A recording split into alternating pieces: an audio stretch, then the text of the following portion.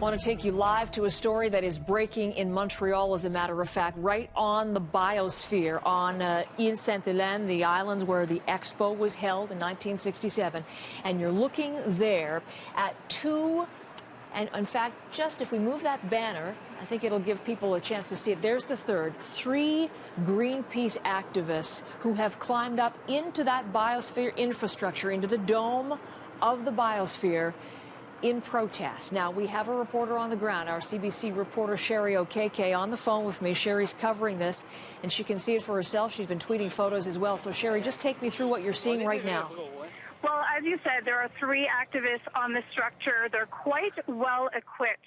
I spoke to a communications person from Greenpeace on the ground here, Diego Kramer. He explained to me that they're very experienced climbers and that they have industrial equipment. So at least their colleagues here aren't worried about their safety. The emergency crews don't seem too worried either. They're patiently waiting to see what's going to happen here. The activists say that they want to send a message to Russia and to Canada, to basically to the world, that they want the Canadian government to do more to help release the Canadian activists who are jailed in Russia. Now, that includes Quebecer Alexandre Paul, and he's been in a Russian jail for about 2 months now.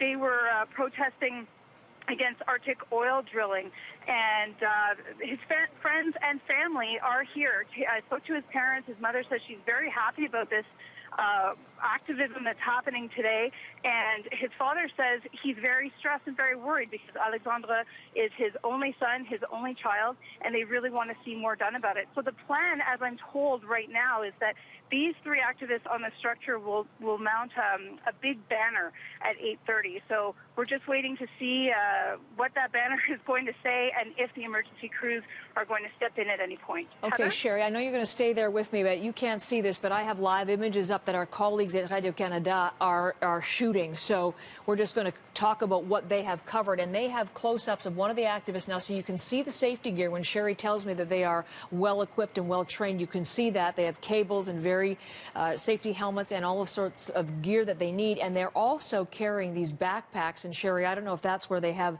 the banner there stored that they're going to unfurl in just about 25 minutes.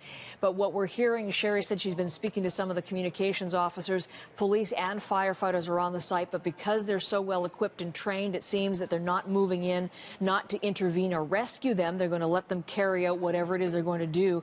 Police, though, are also on site and are planning to arrest them for trespassing when they climb down. So lots of emergency response as these activists. There's the second. You can see him, looks to be talking on a cell phone.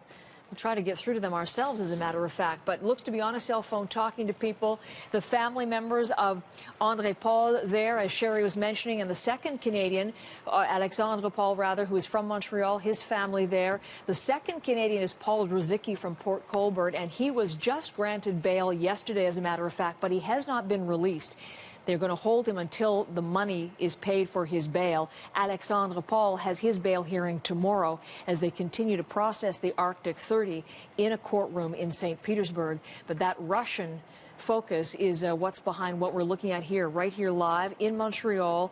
You know the site if you've been to Montreal. It's where, as I said, all of the venues for Expo 67 were held, and this is one of the remaining buildings on Île Sainte-Hélène. This is the biosphere now, a very popular tourist destination. And obviously a perfect infrastructure for somebody looking to climb. You have 3 Greenpeace activists who have climbed up onto the dome. There you see the wider shot. You can see 2 of them there, and the third is just to the left of your screen, just blocked out for the moment, but there it is coming into view now.